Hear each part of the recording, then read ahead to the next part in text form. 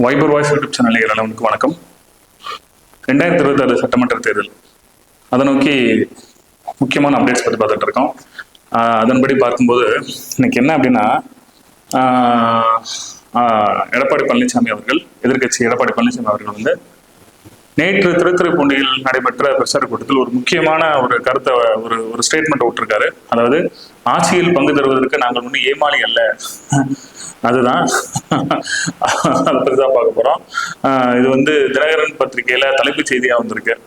ஆமா, தினகரன் பத்திரிகை பார்த்தா உங்களுக்கு நல்லா தெரியும். அது ஆளும் கட்சியான திமுக அரசாங்கத்திற்கு சொந்தமான கட்சி பேப்பர் செய்தித்தாள் என்று சொல்லப்படுகிறது. அதுல பாத்தீங்கன்னா தலைப்புச் செய்தியா வந்து நம்ம எடப்பாடி கே பழனிசாமி அவர்கள் பேசிய அந்த ஸ்டேட்மெண்ட்டை வந்து தலைப்பு செய்ய வந்திருக்கு. அதை பற்றி தான் பார்க்க போறோம். அதாவது என்ன அப்படின்னா, அமித்ஷா அவர்கள் வந்து முன்னாள் உள்துறை அமைச்சர் அமித்ஷா அவர்கள் எடப்பாடி பழனிசாமி டெல்லிக்கு அழைத்து கூட்டணி அமைத்து மறுபடியும் சென்னைக்கு வந்து கூட்டணி அதிமுக பிஜேபியோட கூட்டணியை உறுதி செய்தது. அதுல இருந்து திமுகவுக்கு வந்து ஒரு மிகப்பெரிய ஒரு அச்சம் தான் அப்படின்ற மாதிரி சொல்லப்படுது. எந்த அளவுக்கு அச்சம் அப்படின்னு பார்த்தோம் அப்படின்னா, திமுக கணக்கு போட்டது என்ன அப்படின்னா, இப்போ வந்து அதிமுகன்றது ஆல்ரெடி 4 அணியா 3 அணியா பிரிஞ்சு கிடக்கு. பிஜேபி அது ஒரு மத்தியிலாலும் ஒரு மத்திய அரசியலும் ஒரு கட்சி. ஸோ இப்படி பிரிஞ்சு இருந்து தேர்தலை சந்திச்சா, நாடாளுமன்ற தேர்தல் வந்து அதிமுக தனியாக கூட்டணி அமைத்தது, பிஜேபி தனியாக கூட்டணி அமைத்தது, திமுக தனியாக கூட்டணி அமைத்தது. ஸோ இந்த தனித்தனி கூட்டணி அமைத்து தேர்தல் சந்தித்ததால் திமுகவுக்கு 40 தொகுதியில் வெற்றி கிடைத்ததாக சொல்லப்படுகிறது. அதன்படி பார்க்கும்போது இதே சட்டமன்ற தேர்தலிலும் இந்த மாதிரி ஒரு நிலைப்பாடு இருந்துச்சுன்னா திமுகவுக்கு மிகப்பெரிய வெற்றி வாய்ப்பு அப்படின்ற ஒரு எண்ணத்துல மண்ணள்ளி போட்டதாக இந்த கூட்டணி அமைந்ததா சொல்லப்படுது. ஏன்னா அதிமுக பிஜேபி உடனான கூட்டணி அமைந்ததுல இருந்து அந்த கூட்டணியை விமர்சனம் செய்து அனைத்து ஊடகங்களும், அனைத்து பத்திரிகைகளும், அனைத்து திமுக தலைவர்களும் அதை பற்றி பேசாத நாட்களே கிடையாது என்று சொல்லலாம். அதை தான் பத்தி பார்க்க போறோம். அதாவது எடப்பாடி கே பழனிசாமி அந்த மாதிரி எதற்கு இப்ப பேசினார் என்பதை பத்தி தான் நீ பார்க்க போறோம். உங்களுக்கு தெரியும், திமுக அரசாங்கம் வந்து தற்போது ஓரணியில் தமிழ்நாடு, ஓரணியில் தமிழகம் அப்படின்ற மாதிரி ஒரு வலுவான ஒரு கருத்தை முன்னிறுத்தி நம்ம தேர்தல் பரப்புரையை பரப்பி கொண்டிருக்கிறார்கள். அதே போலதான் எடப்பாடி கே பழனிசாமி அவர்களும் மக்களை காப்பும் தமிழகத்தை மீட்டெடுப்போம், அதாவது இது ரெண்டையுமே பாருங்களேன், ஓரணியில் தமிழகம், மக்களை காப்பும் தமிழ்நாட்டை மீட்டெடுப்போம், உங்களுடன் ஸ்டாலின் இந்த மாதிரியான கருத்துக்களை பார்த்தோம் அப்படின்னா தேர்தல் நெருங்க இன்னும் என்னென்ன மாதிரியான வார்த்தைகள் வெளியில் வரும் என்பது உங்களுக்கு மக்களுக்கு நன்றாகவே தெரியும். நாம தான் உஷாரா இருந்து சில இந்த மாதிரியான இந்த வார்த்தைகளை வந்து நன்று உற்று கவனித்து நம்மளோட தேர்தல் பணி, நம்ம தேர்தல் கடமையான வாக்கை வந்து சரியான கட்சிக்கு வாக்குகளை செலுத்துமாறு கேட்டுக்கொள்கிறேன். என்ன அப்படின்னா, எடப்பாடி கே பழனிசாமி அவர்கள் அந்த திருத்துறைப்பூண்டி இறுதி பிரச்சாரத்துல வந்து பேசும்போது இந்த மாதிரி ஒரு வார்த்தையை சொல்றாரு, ஆட்சியிலும் பங்கு தருவதற்கு நாங்கள் ஏமாளிகள். இந்த வார்த்தையை எடுத்துதான் வந்து அனைத்து ஊடகங்களும் விவாத பொருளாக இன்று அதை பத்தி பேசுறாங்க. அதாவது திமுக அரசாங்கம் வந்து ஒரு கூட்டணி அமைத்துதான் ஆட்சி அமைக்குது இல்லையா, இதே வார்த்தைய ஏன் திமுக அரசாங்கம் சொல்ல விரும்பல? எங்களோட கூட்டணி வைக்கிறவங்களுக்கு நாங்கள் ஆட்சியிலும் பங்கு தருவோம். அதாவது இந்த ஆட்சியில் பங்கு, அதிகாரத்திலும் பங்கு டிமாண்ட் பண்ற விடுதலை சிறுத்தைகளுக்கு ஒரு பூஸ்டா இருக்கும் இல்லையா, அந்த மாதிரி இந்த மாதிரி சொல்லும்போது பிற கட்சிகளும் திமுகவோட கூட்டணி அமைக்கும் இல்லையா. ஏன் அந்த கருத்தை அதிமுக எதிர்க்கிற மாதிரி திமுக வந்து அந்த கருத்தை பகிரங்கமா சொல்லல. சோ 2 கட்சியும் பார்த்தீங்க அப்படின்னா அதிகாரத்துல பங்கு யாருக்கும் கொடுக்க மாட்டாங்கன்னு தான் நமக்கு தெரியுது, திமுகவும் சரி அதிமுகவும் சரி.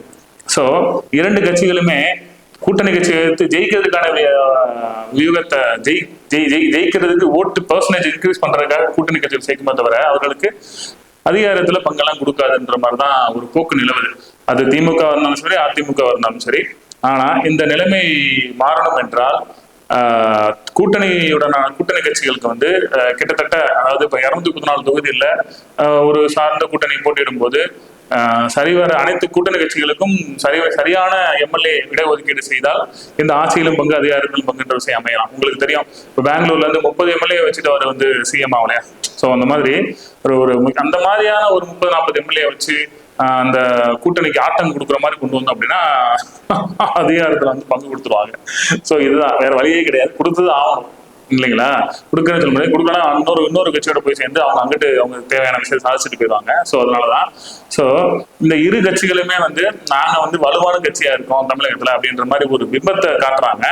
ஸோ உண்மை அதுவல்ல. இரண்டு கட்சிகளும் வந்து இப்ப இரண்டு கட்சிகளுக்குமே சரியான தலைவர்கள் இல்லைன்னு தான் சொல்லலாம். திமுக கூட ஒரு ஒரு தலைமையை அமைத்து அதன் கீழே செயல்பட்டு ஒரு பாதையை நோக்கி சென்று கொண்டிருக்குது. ஆனா அதிமுகன்றதுக்கு ஒரு சரியான தலைமை இல்லைன்னு சொல்லலாம். சோ இப்போ அமித்ஷா அவர்கள் கூறியது போல ஆட்சியிலும் பங்கு அதிகாரத்திலும் பங்கு அப்படின்றத அந்த கருத்தை வந்து எடப்பாடி கே பழனிசாமி அவர்கள் ஏற்றுக்கொள்ளவில்லை அப்படின்ற மாதிரி அவர் பேசிய வார்த்தைகள் சொல்லுது. இதற்கான கேள்வியை வந்து தமிழக பாஜக தலைவர் நயனா நாகேந்திரன் செய்தியாளர் கேட்கும்போது, அதாவது திமுக வந்து பரப்பும் போலியான பிரச்சாரத்துக்கு முற்றுப்புள்ளி வைக்கும் விதமாக எடப்பாடி கே பழனிசாமி பேசியிருக்காரு. அதாவது பிஜேபி வந்து அதிமுக அடிப்படையை வைத்துதான் கூட்டணி அமைத்தது என்ற வார்த்தைக்கு முற்றுப்புள்ளி வைக்கும் விதமாக தான் இந்த மாதிரி அவர் ஒரு விஷயத்தை பேசியிருக்காரு, தவிர எங்களுக்குள்ள எந்த ஒரு சலசலப்பும் கிடையாது அப்படின்ற மாதிரி சொல்லியிருக்காரு. அதாவது இது வந்து எப்படி சமாளிக்கிறாங்க அப்படின்னு பாத்துக்கோங்க. ஸோ இதை பற்றிய கேள்வி வந்து முன்னாள் பிஜேபி தலைவர் அண்ணாமலை கேட்கும்போது அந்த எடப்பாடி கே பழனிசாமி கேள்வியை அவர் நிராகரித்ததாக சொல்லப்படுது. என்ன அப்படின்னா, தேர்தல் நெருங்க இன்னும் என்னென்ன மாதிரியான விஷயங்கள் நடைபெறும் என்பது தெரியவில்லை. உண்மையில் ஜனநாயக ரீதியில் பார்த்தோம் அப்படின்னா தனிப்பெரும்பான்மை பெற்று எந்த ஒரு கட்சியும் ஆட்சி அமைக்க கூடாது என்பதுதான் பரவலாக பேசப்படுகிறது. ஏன் அப்படின்னா, ஒரு தனிப்பெரும்பான்மை பெற்று ஒரு கட்சி அமைச்சிச்சுன்னா அதாவது மோனோபோலி மாதிரி ஆயிடும். அதாவது சிங்கிள் ஒருத்தவங்க கையாளுற மாதிரி அது வந்து எல்லா மக்களுக்கும் அடுத்தடுத்து மக்களுக்கான வாய்ப்பு வந்து சில இடத்துல அது கிடைக்காம போயிடும். ஸோ கூட்டணி ஆட்சி அமைந்துச்சு என்றால் அவங்க கூட்டணி கட்சி அவங்க மக்களுக்கு தேவையான தேவைகளை வந்து அரசுக்கு எடுத்து சென்று அதை நிறைவேற்றிக் கொள்ளலாம் என்று சொல்லப்படுகிறது. ஸோ இந்த தேர்தல் வந்து ஒரு மிகப்பெரிய சவாலை, மிகப்பெரிய ஒரு திருப்பமாக தான் பார்க்கப்படுகிறது. என்ன அப்படின்னா, ஆட்சியிலும் பங்கு அதிகாரத்திலும் பங்கு அப்படின்ற எந்த கட்சியுமே, அதாவது திமுக ஏற்றுக்கொள்ள அதிமுக ஏற்றுக்கொள்ளல. ஸோ கூட்டணி கட்சிகள் பாருங்க, கூட்டணி கட்சிகளும் வந்து கிட்டத்தட்ட அவங்க பெரிய கட்சிகள் கொடுக்கும் பணத்திற்காகவும் ஒரு சில இடஒதுக்கீட்டுக்காகவும் ஒரு சில எம்எல்ஏ சீட்டுக்காகவும் தான் வந்து அதை நோக்கி பயணிக்கிறாங்க. அவங்களுக்கும் அதில் உடன்பாடுலாம் கிடையாது. உண்மையை சொல்ல போனா பெயரெல்லாம் அவங்க சொல்லிக்கலாம். அதாவது மத்தியில் ஆளும் பிஜேபி அரசு சொல்லிக்கலாம் தகுதி இருக்குன்னு சொல்லப்படலாம். ஏன்னா அப்படியே மத்தியில் ஆளும் அரசு ஒரு மிகப்பெரிய கட்சி. ஸோ அதனால அவங்க வந்து அதிகாரத்தில் பங்கேற்கிறது தவறு இல்லை சொல்லலாம். ஏன்னா எடப்பாடி கே பழனிசாமி அவர்கள் தலைமையில ஒருவேளை அடுத்த தேர்தலில் வந்து அவங்க தேர்தலில் வெற்றி பெற்றாலும் மத்தியில் ஆளுமோட பிஜேபி அரசு தேவை இருக்கு. அதனால வந்து கண்டிப்பான முறையில் எடப்பாடி கே பழனிசாமி அவர்கள் வந்து அதிகாரத்தில் பங்கு கொடுத்துதான் ஆகணும் எங்க பிஜேபி கூட. ஆனா அதே திமுக பாத்தீங்க அப்படின்னா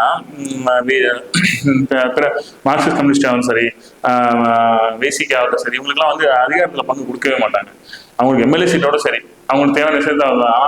ஆனா அவங்க ரெண்டு பேரும் தொண்டர்களை ஏமாத்துறது எப்படின்னா, எங்களுக்கு ஆட்சியிலும் பங்கு அதிகாரத்திலும் பங்கு அப்படின்னு சொல்லி தொண்டர்களை ஏமாத்துறாங்க. அது ஒருபோதும் திமுக வந்து கண்டிப்பான முறையில் அதிகாரத்தில் பங்கு அப்படின்னு போனீங்க அப்படின்னா உங்களுக்கு கூட்டணியில இருந்து கண்டிதான் உடனே தவிர கண்டிப்பா வந்து அது வந்து ஏத்துக்காது.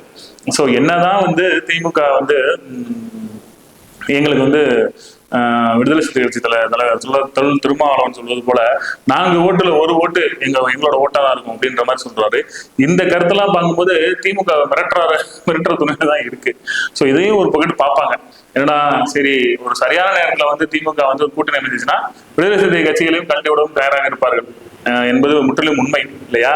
ஏன்னா அதற்கு மாற்றாக சொல்லப்படுகின்ற பாட்டாளி மக்கள் கட்சி ஒருவேளை கூட்டணி வந்துச்சு அப்படின்னா கண்டிப்பான முறை விடுதலை கட்சி கூட்டணியில இருந்து திமுக வந்து விலகிடுவாங்கன்னு சொல்லலாம். ஏன்னா கடந்த 4 ஆண்டுகளில் ஆளும் கட்சியான திமுகவுக்கு எதிராக பல்வேறு போராட்டங்களையும் பல்வேறு வார்த்தை போர்களையும் விடுதலை கட்சிகள் வந்து பகிரங்கமா தெரிவிச்சிருக்காங்க.